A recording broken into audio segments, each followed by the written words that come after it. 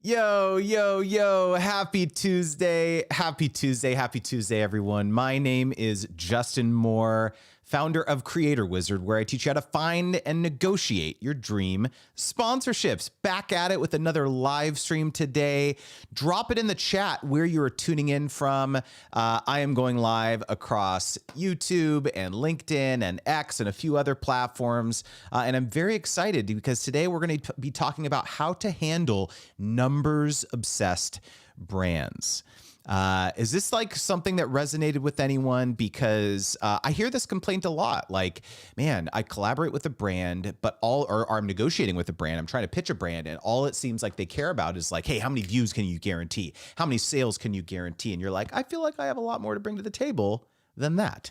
And so that's what we're going to be talking about today. Again, let me know where you're tuning in from. I see we've got Talent Lawyer, what's going on? Oh, good to see you, man. I recognize your profile photo there from YouTube.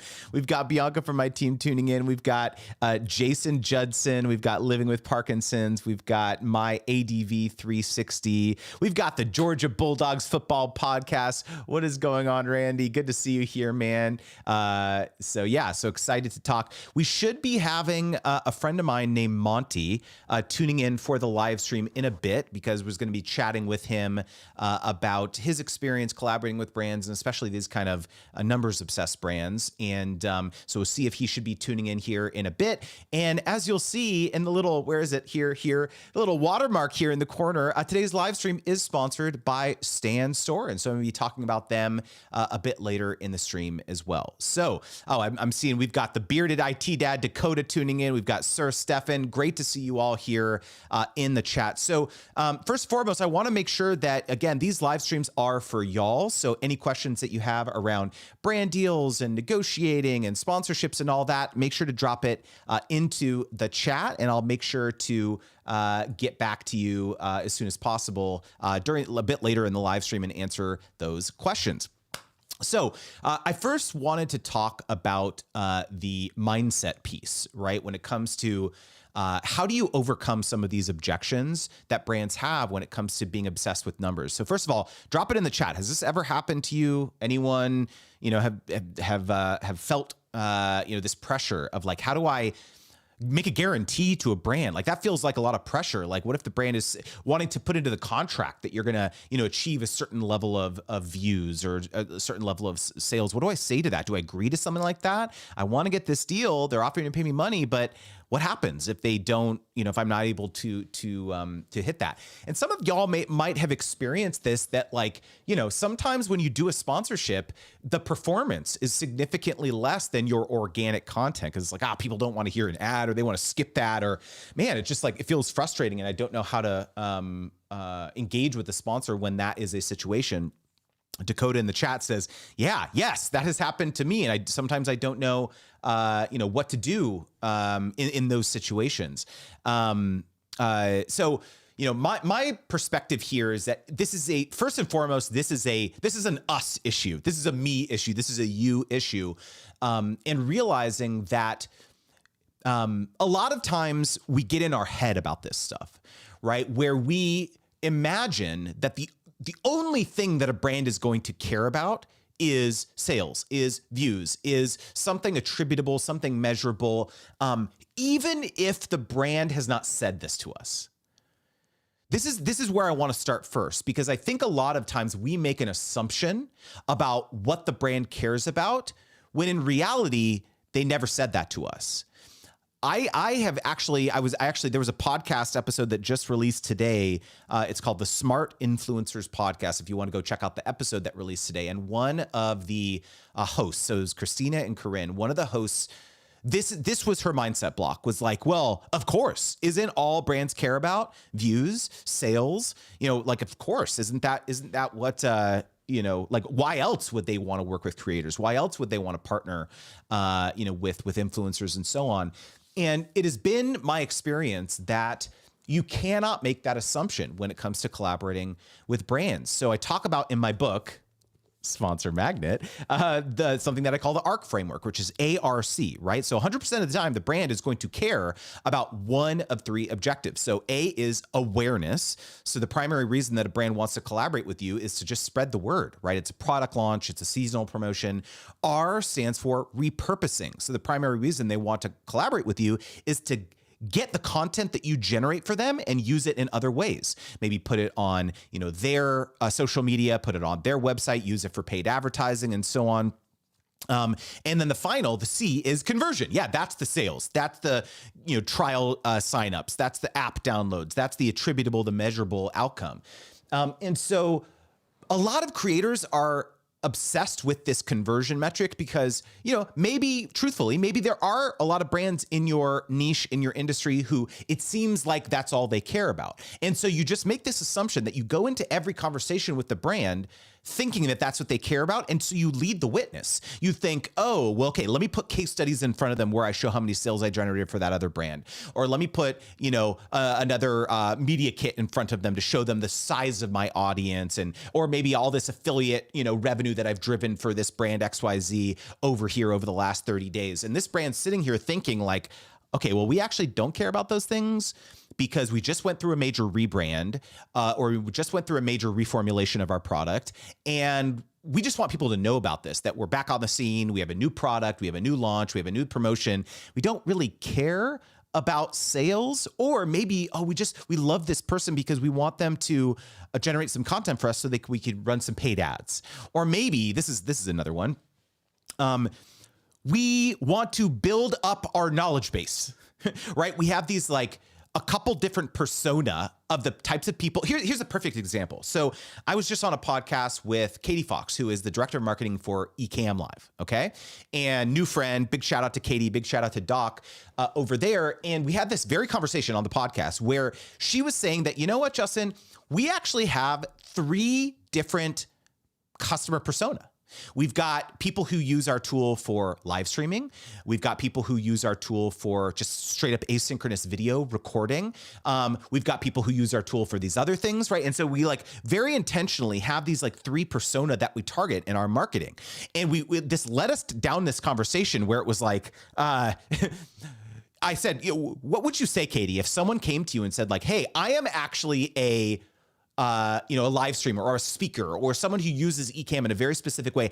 I would love to create a bunch of tutorials for your knowledge base about how I use the tool. And it's going to be 10 videos. I'm going to, talk about these things. Here's like the 10 topics I want to talk about. Turnkey. It's going to be 5K, 10K, whatever it is, whatever the number is. Here, what do you think? And Katie was like, yes, please, someone pitch that to me, because she mentioned like, we don't have expertise in like every single consumer segment that we're targeting. So if someone could come to us, an existing customer who already knows how to use our tool, wow, that is brilliant. That is a brilliant thing for us to be able to just like say, yes, oh, boom, no brainer. Here's the money. Do this for us. And so I think that this is like a mindset shift, I hope, for anyone listening here, that like, it's not just about the sales that you can generate. If you can get into the mindset of what these brands are trying to accomplish from a marketing perspective, wow, that could potentially unlock budgets that you may not have ever realized existed, right? Anyways, is this unlocking anything for anyone? Talent Lawyer, Living with Parkinson's, Benji's Dad, Aaron's House of Legos, Sir Stefan. What are we thinking here? Drop a 1 in the chat. Drop a praise hands emoji. Is this unlocking anything for anyone? Because I hope one of the hopes that I have of today's session is realizing that a lot of this stuff might be within our own head. It's the mind junk that prevents us from actually collaborating with brands in a capacity where we're not leading the witness. So yeah, let me know how this is. Let me know how this is resonating. All right. We've got Rick from Rock Talk Studio here who's giving me the 1. Come on, guys. Give me the praise hands emoji. Give me the mind blown emojis. Dakota says, I love it when I can blow the brand's mind with ideas. It's funny. I think a lot of times, a lot of people have told me that this is one of the biggest transformations that they've experienced since like reading my book, watching my content, et cetera, is previously people went into this thinking that brands had it all figured out. Right? They've got the big marketing teams. They've got the advertising agencies. They've got all of these, all this money that they're probably, throwing at these objectives. And realizing that like, man, maybe they don't have it figured out. Maybe like a lot of people was like, wow, these brands have never worked with a single creator. That's a mind-blowing moment, because a lot of people assume like, oh yeah, every brand does influencer marketing, right? Every brand does like the especially consumer brands, right?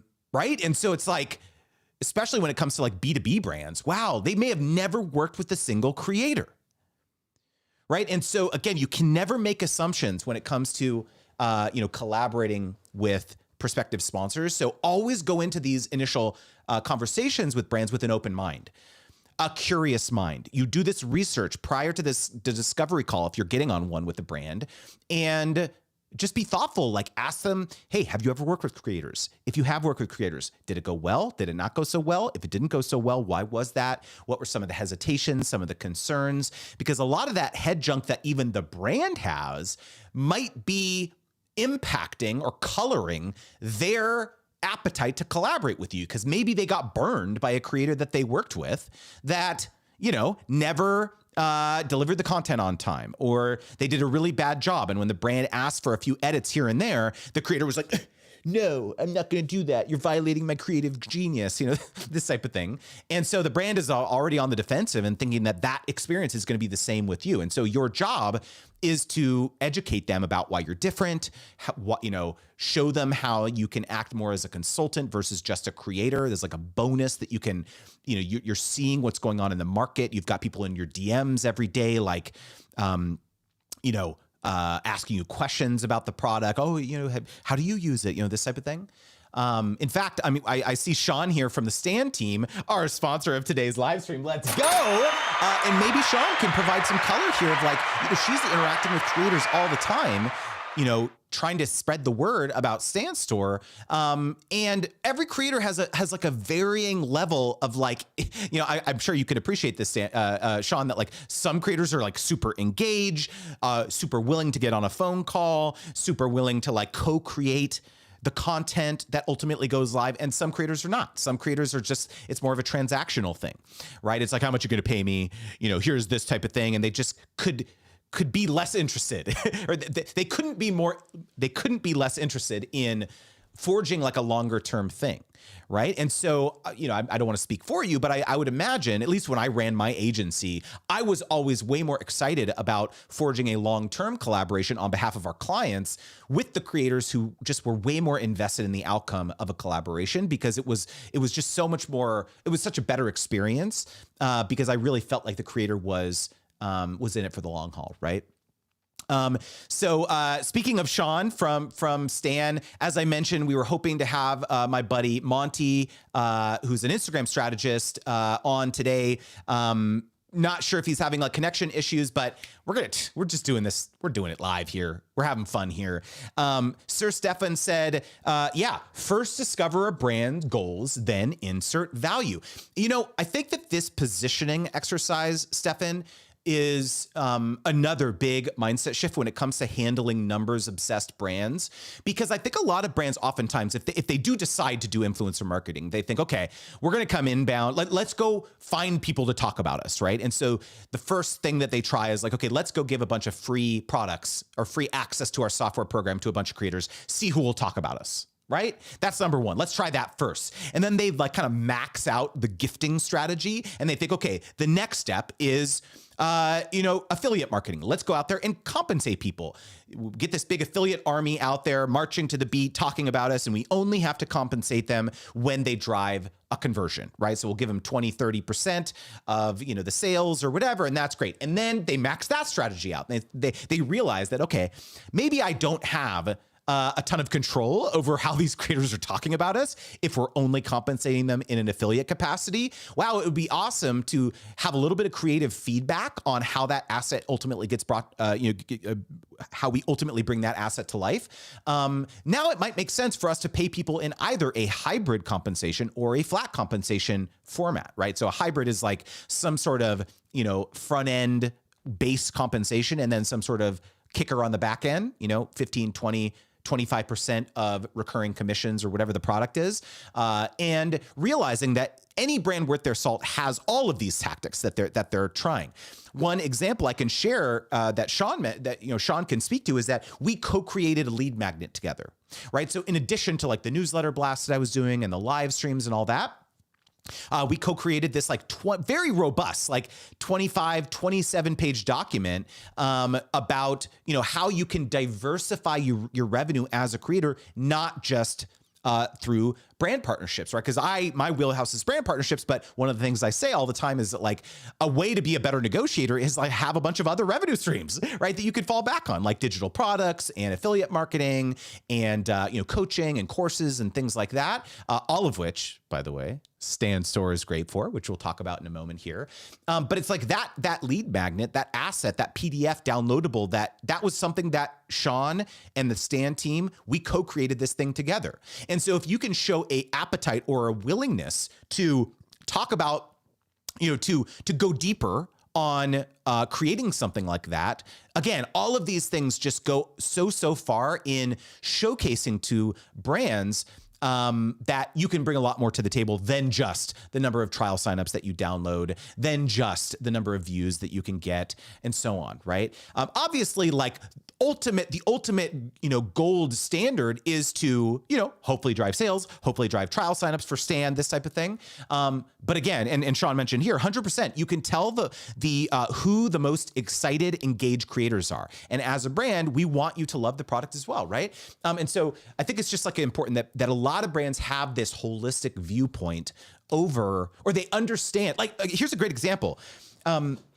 Brands worth their salt understand that, like, for example, there's this halo effect associated with doing partnerships. So like if you are watching a YouTube video on your TV in your living room, or you are on a live stream like this, or you're on your phone or something and you see a creator that you follow talking about a product or a brand or something like that, you may not necessarily be clicking the link in the description box, right? You may not be opening up, the description box or the show notes of my live stream and like going, oh, let me go click the tracking link of Justin of like talking about getting a free trial of Stan. That would be my preference. I would love if you would do like click my link so it's trackable for Sean. But like you probably open up a new tab, open up a new browser. You're going and instead of being on your phone, you're going into your laptop and you're just searching Google or you're searching, Bing or whatever platform you're using, Safari, and you're typing in Stan Store, oh, let me go check that out. I've never heard of that. And you may ultimately go sign up for it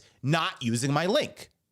Right. And so brands and marketers worth their salt understand that there's often a halo effect associated with doing partnerships that they have to bake in or factor in when they collaborate with creators, because there is still value in me out here being an advocate for Stan and talking about them in my, closed circle of creators. And it may not be directly attributable to this specific deliverable that we did. And so there may be lots of different benefits that a brand will attribute to a collaboration like this. Again, I don't want to speak for you, Sean, since you're here on the live stream, but like, again, this is how I would counsel my clients when I ran the agency of how to think about attribution working with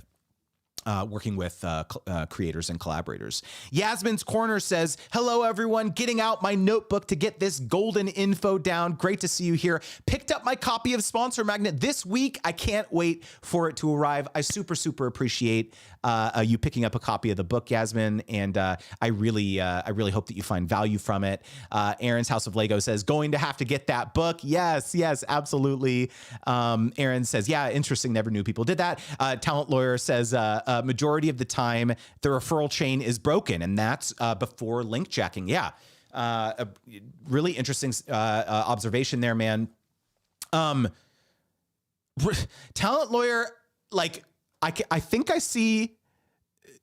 you're who I think you are. Remind me of your name. Is it Mike? Is it Michael? Correct me if I'm wrong. It might not be Michael, but I feel like it is. I totally recognize your profile photo. I feel like we've gone back and forth via email a few times. Let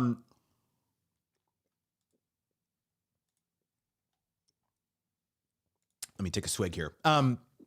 Okay, yeah. So, we've got Antares Airsoft tuning in as well. Hey, you just DM'd me on Instagram like a little bit ago. Yes, Mikey. I knew it was Mike or Michael or something like that. Mikey, that's what it was. Good to see you here, man. Antares Airsoft, drop in the chat what you were telling me earlier today over Instagram DM about some of the mindset shift that you had or some of the results that you're seeing from educating these brands and up-leveling the professionalism in your communication. Because that was, I loved hearing that anecdote from you so please let me know.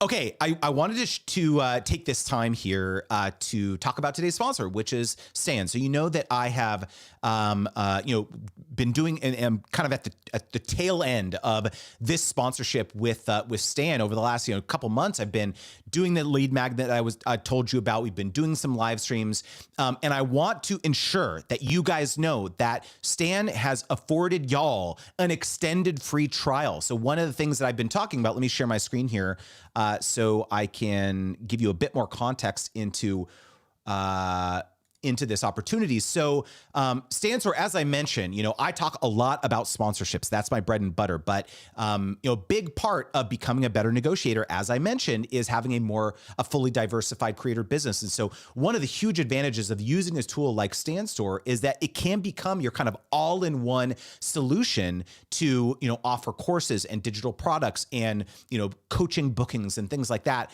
all within your LinkedIn bio. So rather than sending people out to all of these disparate locations, it's all contained in one. And so there's a bunch of different case studies of other creators that, all sorts of other creators that utilize Stan Store. Like Millie Adrian, like if you've heard of Modern Millie, and Eddie Abu, who has a lot of different, he has like a private community offering. Like some folks were asking on the previous live stream, is like, can you do private community stuff on Stan? You absolutely can.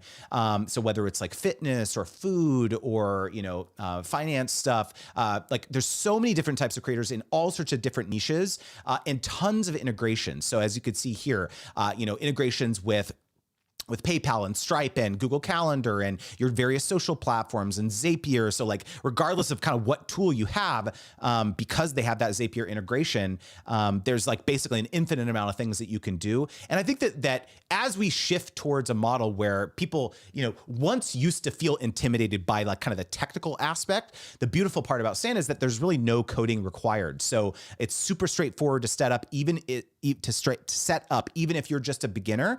And you don't need to like design something super complex. I think a lot of people may have felt intimidated to like, what would I even sell directly? Whether it's like a super expensive course with like, no, like there may be checklists, there may be PDFs, there may be downloadables, maybe an email course. Have you ever thought about that? Maybe you do a 7-day email course where you take your followers through a journey over 7 days of educating them about something. There's so much flexibility that Stan Store affords you. And as I mentioned, with the special link that you can click in the description box of this live stream, and maybe Bianca from my team can drop it in the chat, you'll actually get an extended trial for not just 14 days, but 30 days to try out Stan Store. So again, I can't say enough good things about how wonderful the Stan team has been in terms of this collaboration. And the cool part, honestly, about doing these types of sponsorships is I can kind of share the inside baseball of what it has been like. One thing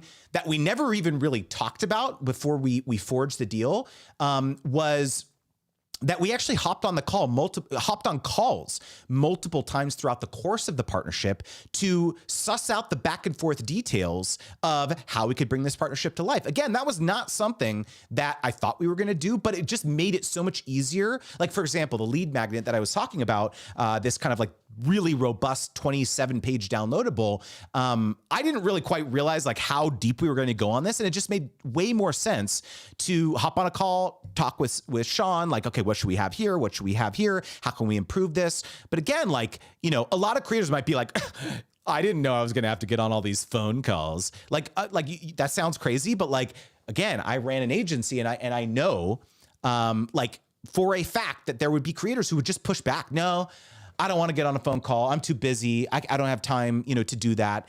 And so this is like a major way to differentiate yourself. If you're, partnering with a brand like Stan or any other brand, to differentiate yourself from every other person that they're working with, because again, it seems like you are invested in the outcome.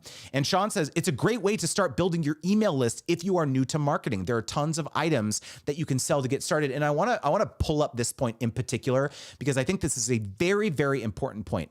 As we all know, we are on another extension of the TikTok ban, right? Another 90 days or whatever it's going to be.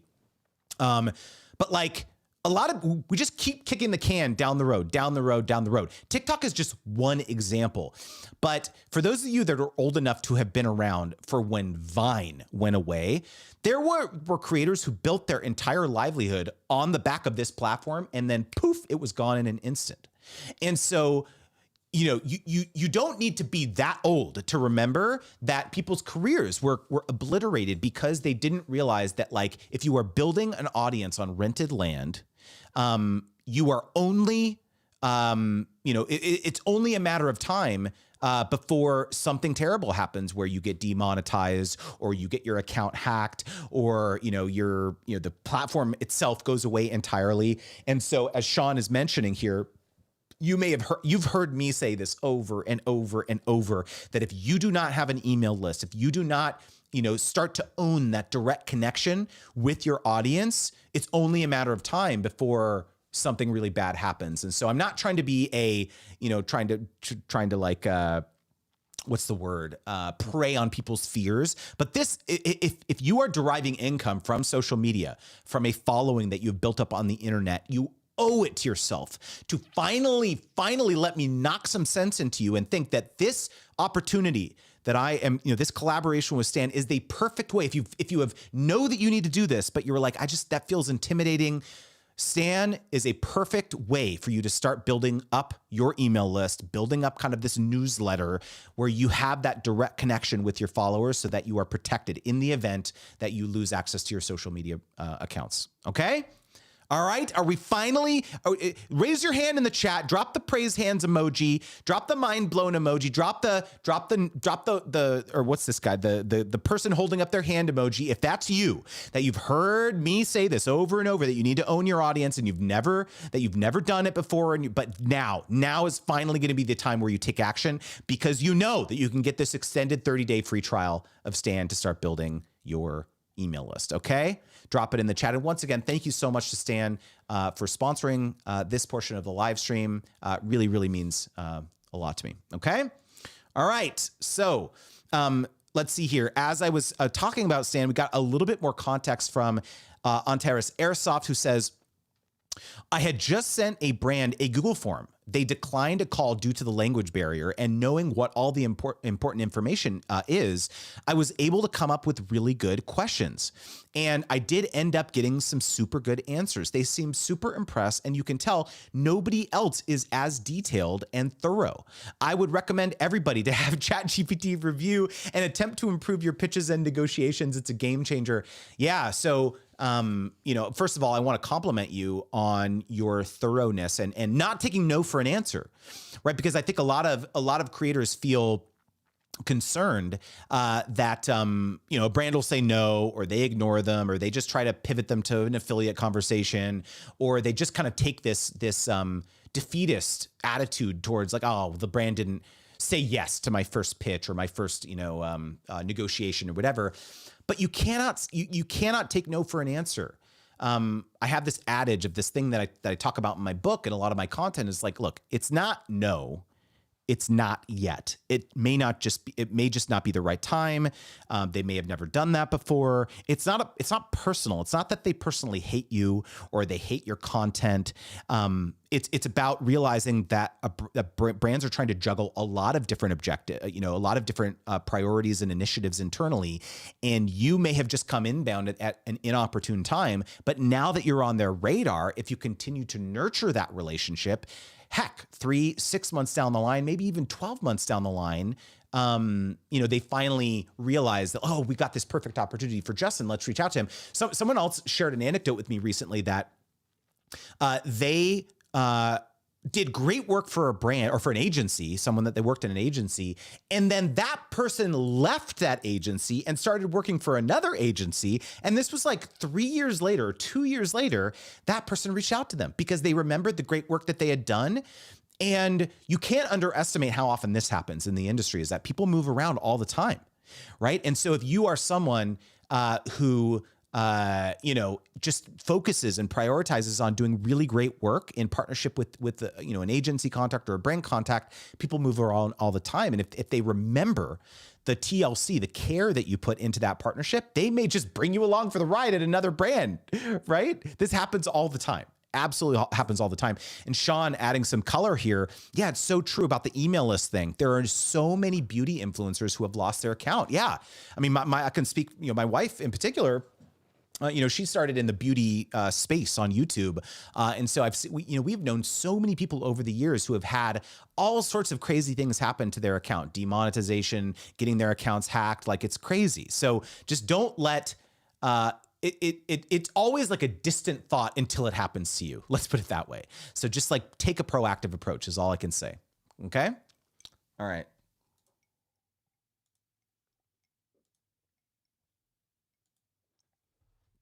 All right. So again, I want to make sure that I have time to answer any of your questions about brand deals, sponsorships.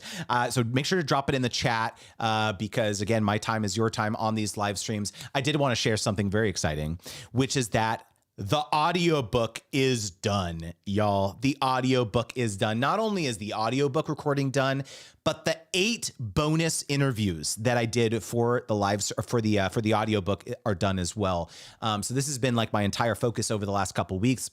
I got this like crazy idea that I was like, it would be really cool because the book has been out for several months already and a bunch of people have like taken action on what they learned about the book.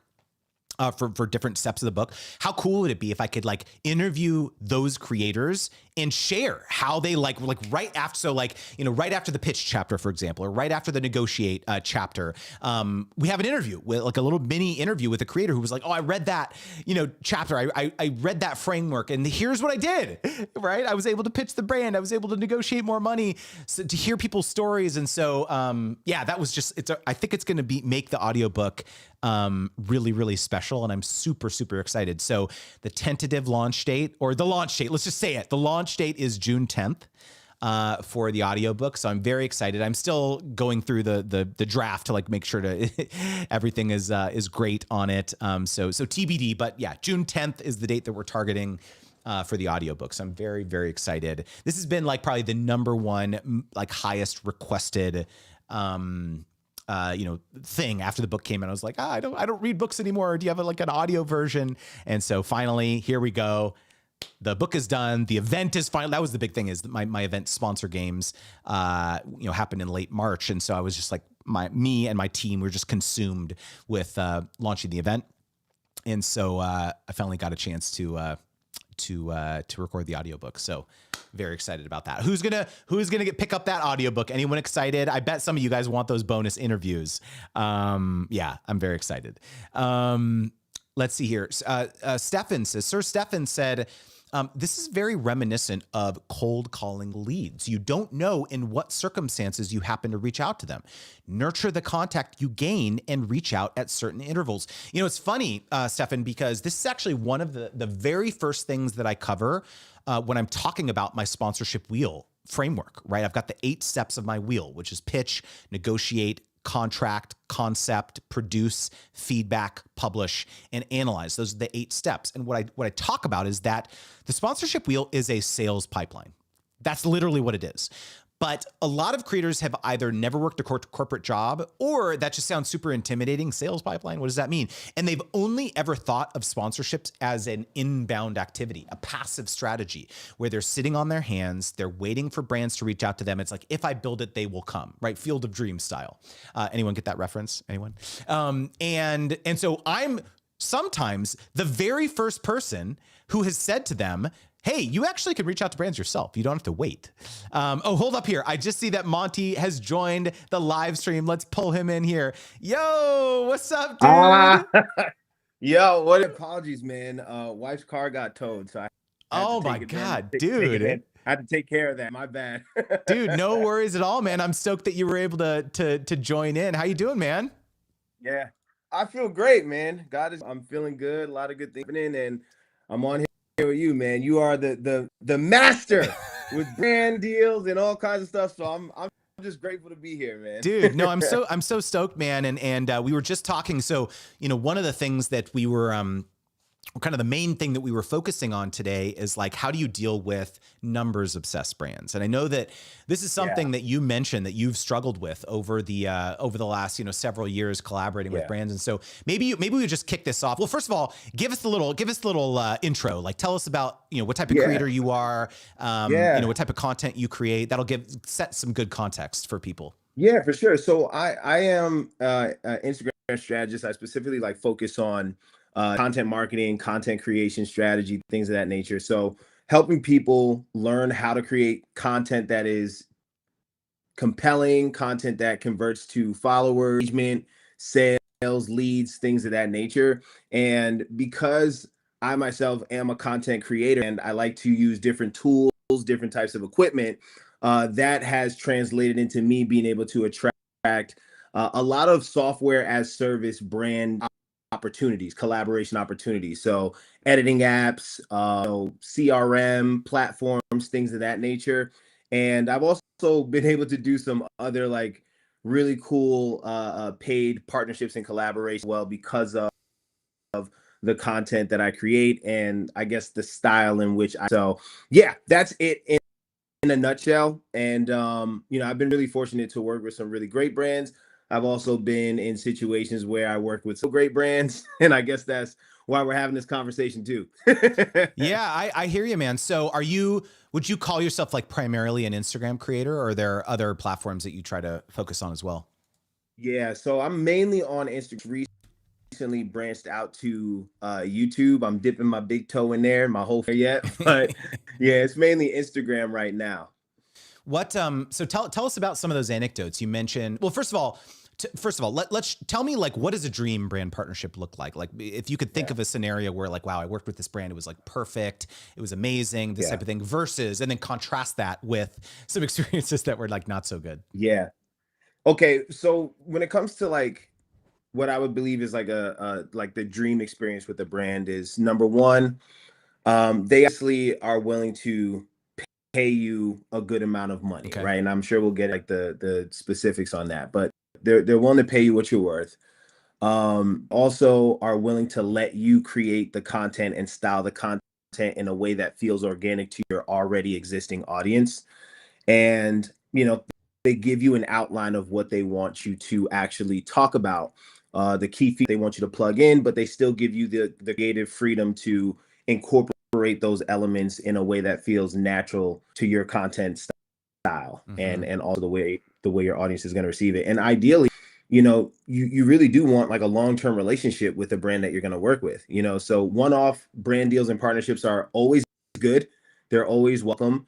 But if you can find harmony with a brand that is to work with you for the long haul so that you can become a long-term ambassador or face of the brand, then that's the ideal situation. Those can be a 6-month partnership, a 12-month partnership, things of that nature. It does give you a little bit more peace of mind, and it really allows you to evolve on the content that you're creating, because now you have room to talk about it in a different way, introduce it several times to your audience, because most people aren't going to buy anything off of the first time that you talk about something that they haven't heard of, right? It usually takes 5, 6, 7 hits before they're like, you know what, I keep hearing about this and you keep talking about it, so you must be actively using it, so let me try.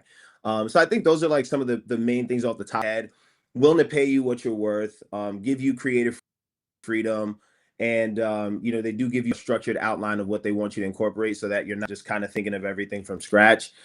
And another thing is, if it is a platform or a product-based brand, they'll actually give you access to the platform so you can experiment with it, so that your testimony and the information you're sharing is coming through in genuine place.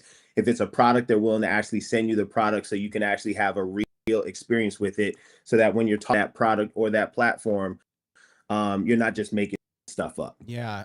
So Is the experience is the opposite experience of that? Is that when the brand is like, no, we can't give you like access, like a demo account. Like we can't, Yeah, here's the brief, like say the talking points exactly. Is it yeah, kind of the polar yeah, opposite of all that? Or do you have like yeah, specific scenarios where it's just like, man, this brand just doesn't seem to yeah, get it? yeah. I've had experience of essentially it is like the opposite of that, right? But specific experience. I had a brand that I work with, like a video editing platform, and they did not want to pay me anything near what I was actually worth, but I was willing to compromise on getting my true rate, my true value, because okay, well, let me just work with this brand, and I have an example that I can use in case I want to work with a different video editing platform or whatever the case is. Long story short, they paid me, maybe half of what I was actually what my standard rate would be. And man, oh man, they didn't give me any creative freedom. They wrote out an entire brief. It was like 4 or 5 page brief on what they wanted me to say, what I couldn't say, all the hashtags to use, everything, right? So I kind of felt very restrained in terms of how I could value, how I could package the information, and how I could edit the video. And then on that, they wanted to review everything, and they had like 2 or 3 corrections that they wanted to be able to do, and I had to do like 2 or 3 corrections with my script, with my editing. It's like it was just a whole lot of parameters for a brand that didn't want to even pay me what I was worth. And then and then content didn't necessarily perform to whatever their standards or expectations were because of all those restrictions, and they didn't want to continue a relationship with me. It was just a one and done. So I was like, okay, lesson learned. Yeah, I got paid, that's fine, and I have something to add to my resume, but I never want to experience that again. And I'd rather not take that opportunity if I have to again. You know what's funny, Monty, is that I feel these stories, it's not unique in that I hear a lot of creators say that these experiences are what make them not want to do partnerships, because it's like, Right. well, I would just like, Yep. I'm selling stuff, my own stuff or my courses or coaching or whatever. Like, I just don't want to like deal with sponsorships because it's like one bad experience where it's like this massive headache. And then it's like, Yeah. man, I don't want to deal with that anymore. I'm curious. So the question I Right. always ask in those scenarios, like once people share these stories, is like, was that an inbound opportunity or was that outbound? So that's my question. That was yeah, that's a good one. I've had that experience with both. Mm. When it was outbound, me reaching out to them, Mm-hmm. and then all inbound, them reaching out to me. Um, yeah, you to a certain degree, you got to kind of take a chin if it's a situation where you reached out to Mm. them with this, to propose an idea or whatever. But I think when it comes to a situation where they're setting so many parameters and you, it kind of like offsets the fact that you reached out to them, because like I reached out to you because I have an idea how I can do it my way for my audience for your benefit. But now that is off the table and I have to do it exactly the way you want me to do it, changes the nature of how impactful that content can actually be. Makes sense. Yeah, no, it totally does. And Sir Stefan says here in the chat, a 4 to 5 page brief is insane. Yeah. turns a content creator into a content producer. And it's funny. I think a lot of creators are scared to push back. Oftentimes on these briefs, they'll be like, oh, well, I guess I got to say these 16 talking points and I have to like say the 6 different calls to action. And a lot of times what I say is like, no, like it's okay actually to push back and be like, hey, can you distill 100%. these 5 pages into like the 2 to 3 most important takeaways that you want me to like, cover in the content? Cause, if you do not have a reliable system where you are coming back to the brand prior to creating the content and being like, hey, I actually don't think that we should do this, this, and this. You're going to save yourself so much strife when the brand comes back to you and be like, actually, this isn't what we had in mind at all. Right. 100%. Yeah. So talk me through where you're at currently. Cause we mentioned like, are you like sponsorships, let's go, or you're like sponsorships maybe, or like where are you currently at in your business?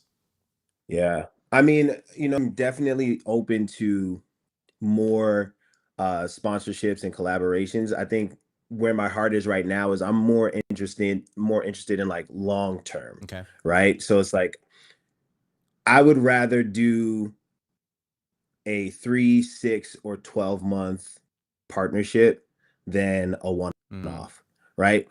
One off, yeah, sure, you can make money just from doing a one off with a brand.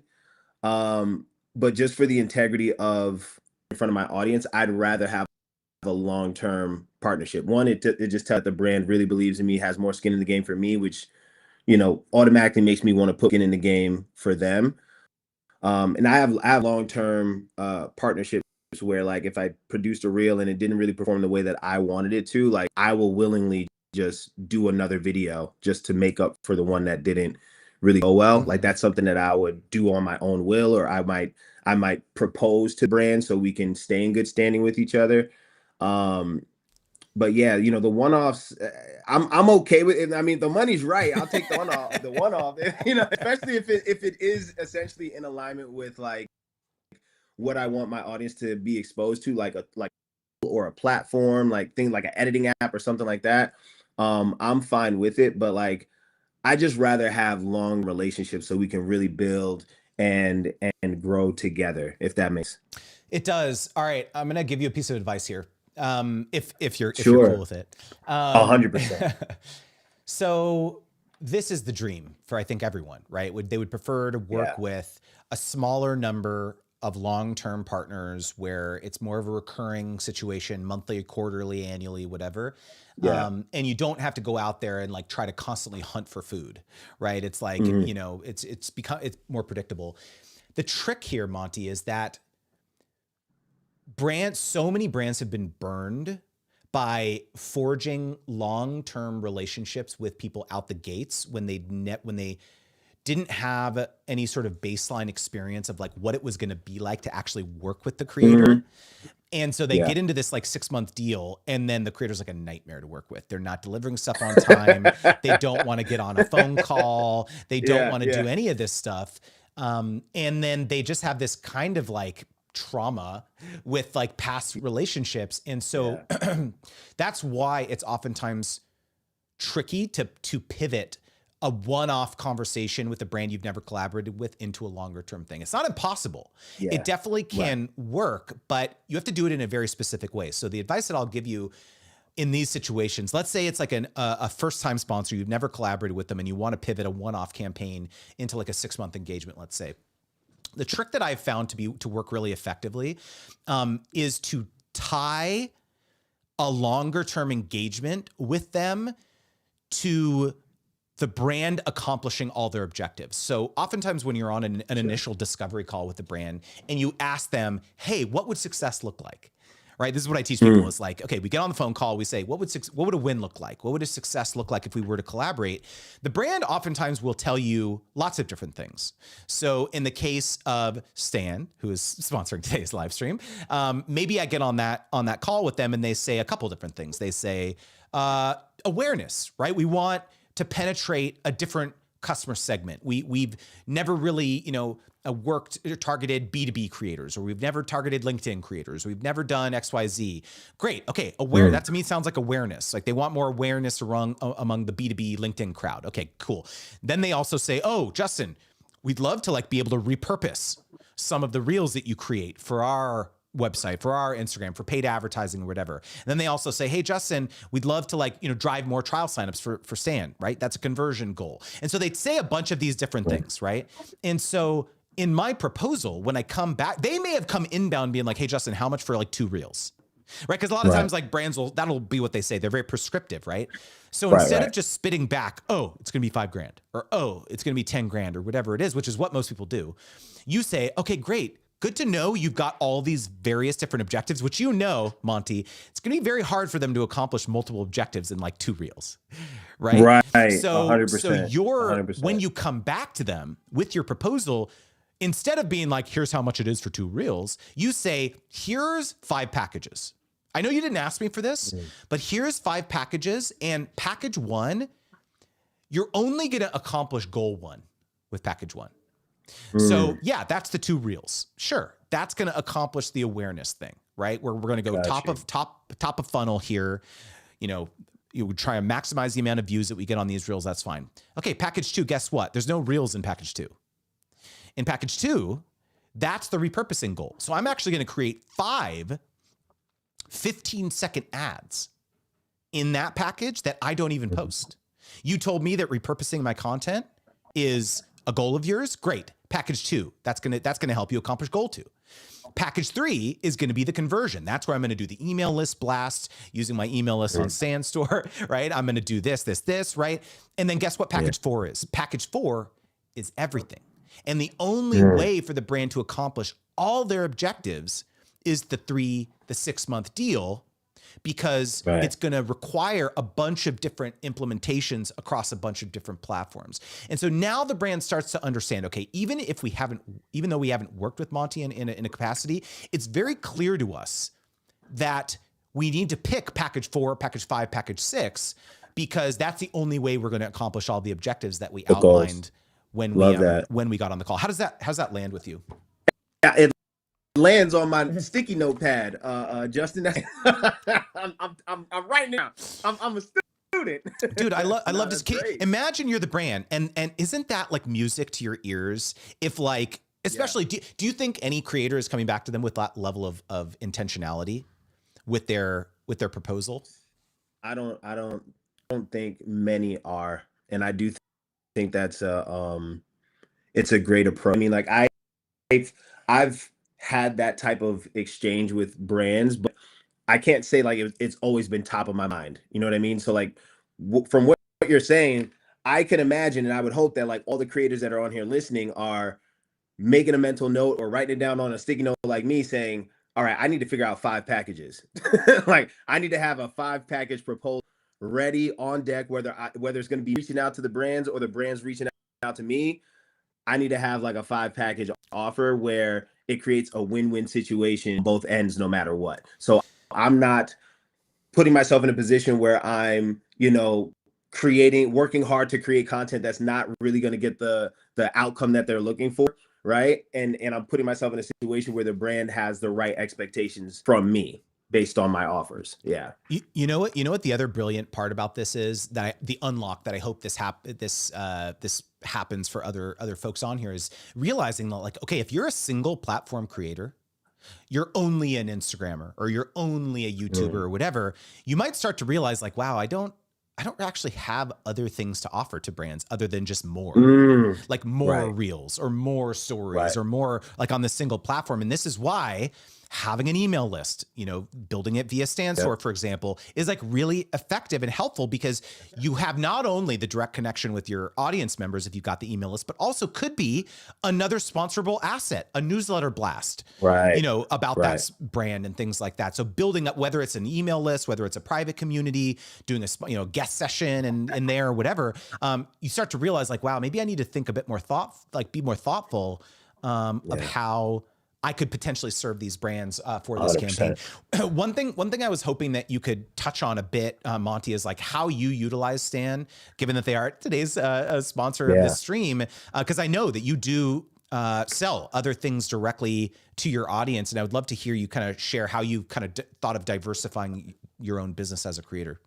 Yeah, 100%. I mean, first of all, I love Stan. I've been using Stan for a while now, maybe like a year and a half, 2 years now, and the reason why I realized that I did was because I was the guy that was using about 5, 6, 7 different platforms for the different moving parts of my business. So for Linktree, I went out and I was using a different platform for that so I can host more links. I was using Cash App, believe it or not, for like my payment processing and my quote unquote fake invoicing, which was just text message or email. I had another platform that I was using for hosting my digital products. I think it was a Gumroad or something like that. I was using like 4, 5, 6 different platforms and paying monthly fees for all of these to have the premium access. And it was costing me a lot of money, right? And as somebody who's a solopreneur, and when I was just started out, every dollar mattered. So I heard about Stan and I didn't jump on it right away, but eventually this actually makes sense. I'll be saving money and I'll have more tools. And I decided to get it. And, I've been using Stan religiously for obviously hosting my different offers, but mainly for lead generation. Like I create I create free digital products all the time, and I hook them up to Stan, and then I just go ahead and market it in my content, and goes ahead and collects their name, their email address, and the things that I need, and I can just take that CSV file or whatever I need to do, and I go in Stan, and I can track the people actually interested in my products. I like to use the an extra tab for people to put their Instagram username along with their name and their email address. So that way now I can DM them directly if I want to and say, hey, what's up? I saw this free hook guide. You know what I mean? How do you like it? Let's talk about it, whatever. So Stan has helped me generate thousands of leads that I can put on my email list and I can contact at any time. And, I do one-on-one coaching. So I also use that to collect leads for coaching, and I can reach out to these people, have another 5 spots open for one-on-one coaching or for an audit. If you want to do an Instagram audit or an audit. And it just makes things a lot easier for me. And I feel so much more organized because of it. And and I've also sold digital products too. I made a list of a whole content ideas and I priced it at like $10 or $20. And within a week, I made like $2,000 or $3,000 off of that alone. You know what I mean? So I love Stan. You know what I mean? I think that every creator that is, especially new to the digital marketing world and digital product world, Stan is the most user-friendly and most efficient platform for people who need an all-in-one platform to manage their business without all the headache that can come with doing it through multiple platforms at the same time. Isn't it crazy how surprised people are when you like send them a voice note on like Instagram or something, like a DM, and you're just like, they're like, whoa, you're actually a person. This isn't like a bot. You're real. Like, yeah, like you're a real person. I think like what I've learned also about for people, especially who are like interested in doing coaching or digital products or whatever, don't underestimate the value of the small game. I think a lot of people are like, they want to scale right away and they want to, work smarter, not harder and all that. And I don't know, man, like I feel like I've built my business over the last 5 years, like doing that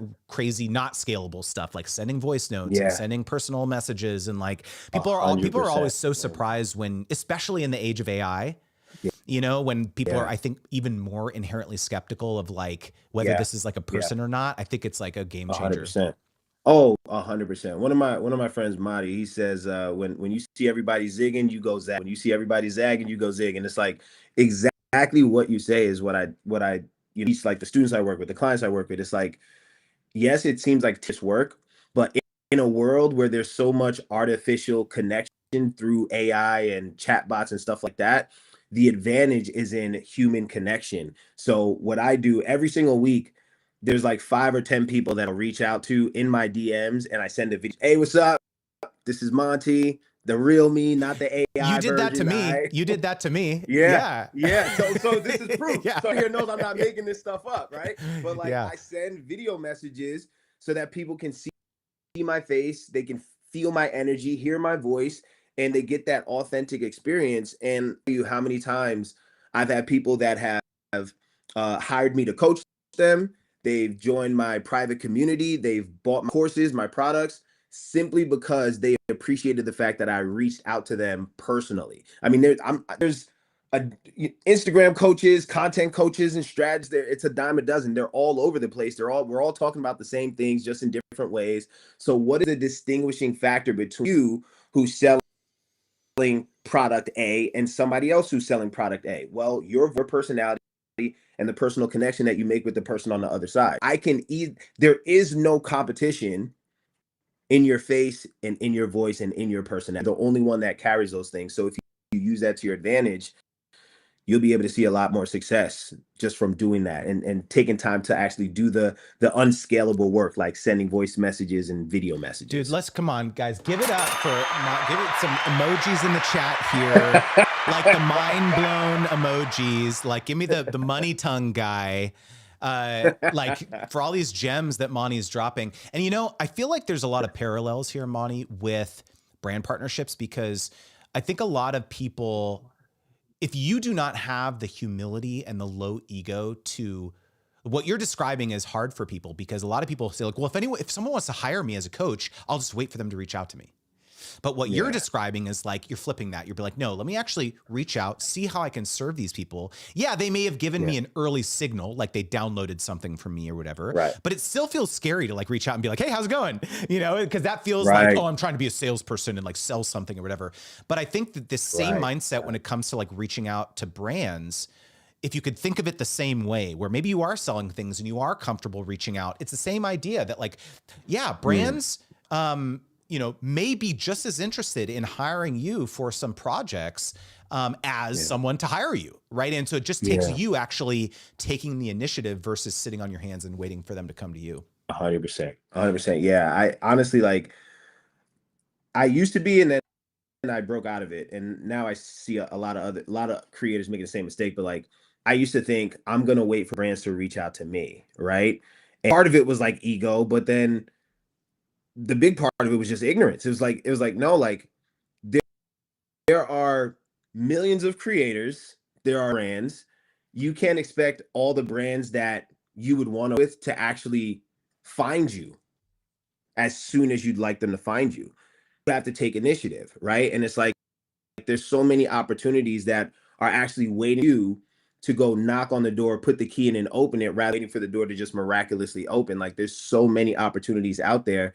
There's nothing wrong.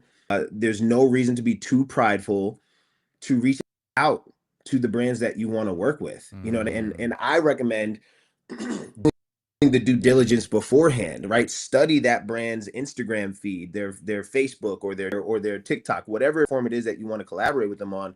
Study what they already have going on, find the gaps, find the similarities between what they're already doing and what works well on their page, and the areas where you can give them something different to help them reach a bigger audience or reach a different audience.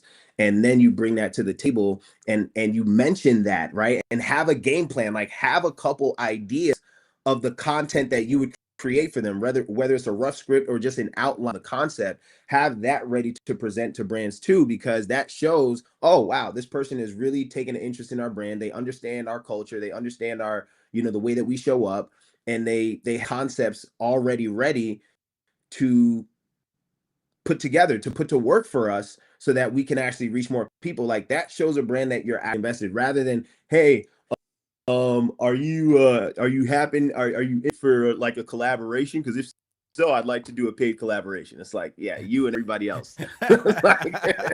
Dude, well, you know what? I think we're getting some we're getting some votes for you. Monty should be at VidCon. This is what Mikey is saying. This is what we pay for. So, man, you need to be shouting this from the stage, man, because I think a lot of people are really appreciating this. Yeah, I love to, man. I appreciate that. But yeah, man, there's just so much, man. And you know, you just have a deep wealth of knowledge, and I'm grateful that the creator economy world has people like you to educate us and open our mind up to new things. And like I've made over $100,000 in paid brand deals, but everything. You know what I mean? Like I don't, and I'm not saying that to brag. That sounds braggadocious. You can brag here. Like, that's what we do here. You could totally brag. Let's go 100K. Yeah, Come on, let's go. I love it. Yeah, no, and you know what? I say that to say, like, yes, I've made over $100,000 in brand deals, but guess what? I've left hundreds of thousands of dollars on the table in missed opportunity because I didn't negotiate properly, because I didn't know my worth, and because I didn't put my ego, my pride, and my misconceptions to the side and say, hey, I'll go reach out to these brands myself. You know what I mean? And I'm going to take the time to put together some and an outline, you know, in advance. Like I've missed out and lost thousands of dollars because of it. Now moving forward, there's so much more wisdom. Thank you, Justin. And there's so much more awareness where now I can do things more strategic and more confidently as well. Dude, I mean, I absolutely love it. And I super appreciate you saying that. So one thing, you know, we're a bit reaching almost the end of the live stream today, but I would love if you might be able to share a bit about like, why do people hire you? Like, what are some of the things that you do to coach them? And like, if there's some folks watching today that might want to reach out and engage you, like tell me a bit about how you serve creators. Yeah, I appreciate that. I mean, I have a very unique approach and style with everything. Like, I'm really big on the cornerstone of building a brand, the cornerstone of growing your business on social media, the cornerstone of growing a community, a loyal community, is content, right? Like, no matter what, you have the best product, the best service, right? The most experience, right? The most information. But if you don't know how to present that or articulate that or distribute that in the form of content, then you're really going to struggle. And I focus on just helping people discover easy ways, fun ways, creative ways to package their value, their information, their brand into content so that they can actually grow their following, so that they can actually attract the right people to their community, so that they can be in a position to grow authority and be able to, I have studied content for a long time. My content skill set is it's very vast. I can create content in many different styles and formats. And I have content that performs extremely well. I have content that doesn't necessarily outperform or perform really crazy, but every piece of content is meticulously crafted to people, nurture my community, right, into a loyal following, and be able to put myself in a position where I can generate in sales off of the authority that I built from the conglomerate of all my content. So I just kind of try to teach skills, teach different strategies to other people, and also help people expand their creativity. Number one things that people struggle with when it comes to content is I can't think of any ideas. And the ideas I think about, they suck. Like, you know what I mean? So it's like I don't know how to think creatively or create creative content. So I just come in and help people with that. But I do think people hire me because I take a very authentic approach. I'm not hype. I'm not going to tell you, hey, everything you're going to do is going to go viral. I'm not going to just do a dream just to get you to buy from me. I'm going to break it down very simple, very authentically, and put in the work. You're going to put in the work to get what it is that you want to get. But I think just my personality, and like Justin, I like to have fun. I don't take myself too serious all the time. And I genuinely believe, like, if you're not having fun on this journey, then doing something wrong. Yeah. Yeah. Dude, I love it. And so you're at Monty Lans on Yeah. social media. The Yeah. one thing that I'll say that I really like about your approach is that I think a lot of people think that, like, unless I'm getting tons of views or reach or performance, like, I'm not succeeding on social media. Mm, And I think that a huge part of, like, at least my success over the last 5 years has been realizing that, like, not all views are made equal, right? Like, mm. it's like, Very true. I get hundreds of views on average on my YouTube videos, not thousands, not tens of thousands, hundreds. And yet they're hundreds Yeah. of creators, which is my target customer, right? I'm serving a very specific psychographic type of viewer. And so, like, Yeah. I'm way more excited about, like, growing the share of creators that are watching versus, like, let me go chase after these viral trends that, like, Yeah. may get me a bunch of views, but, like, is it really serving my business in the long run? Ah, And so I yes. think that everyone listening or watching, this is a really, really important concept that Monty brought up, which is just like, not all views are made equal. And, like, you have to be very intentional 100%. about the content that you're creating so that you don't, you know, chase up the wrong tree, basically. Yeah. I'm gonna add this, and then I'll Yeah. stop. I love teaching in analogies. Imagine you're a meat butcher. A meat butcher. You sell good quality meat. You're a meat butcher, and you open up a restaurant to sell your meat, steaks, chicken, whatever, pork, whatever. Would you rather, right? Who had a better day? The butcher that had 1,000 customers walk in, or the butcher that had 10 customers walk? Just answer that real quick. Justin, you can chime in on this too. Who do you think had a better day? Just off of the details I gave you. 1,000 customers sounds really stressful. But who had a successful day or not? Would you, who, 1,000 people walk into your restaurant or 10 people walk in? Numbers, who had a more successful day? Well, did 1,000 people buy or just walk in? No. We're just going off of what I gave you. Oh, Well, off okay. of what I gave you, without further detail, who had the more successful day? 1,000? The 1,000. Okay. Okay. Now I'll give you the context that was missing. That felt like a trick question, but yeah, go No, ahead. it wasn't. No. Well, no. Here's the context, right? What if I told you that the 1,000 people that walked into the first meat butcher's restaurant were all vegan, but the 10 that walked into the second meat butcher's restaurant, they like meat, they like burgers, they like chicken. So who was actually more successful? The butcher that had the 10 come in, because they're the target audience. They're the people who are actually going to buy something from them. They're the people that they're actually creating the restaurant for. They treat those 10 customers as best as they possibly can and give them the best food, the best experience. Those 10 will go tell 10 more each. Now you have 100 people that love meat, that love chicken, and coming in to have that experience, and you make sure you give them a great experience. Now those 100 go tell 10 each. Now you have 1,000 people come in, right? So what it is that it doesn't matter if you go viral or not, especially if you're going viral and content is going in front of the wrong audience, right? You cannot create content for vanity.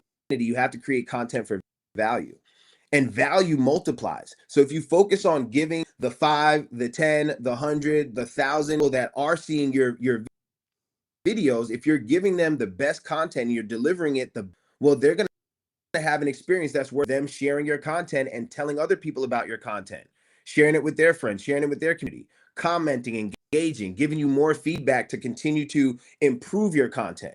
Like it took me a year to get from 5,600 followers that I started with to finally get to 10,000. 10,000 followers is like the benchmark that everybody idolized, right?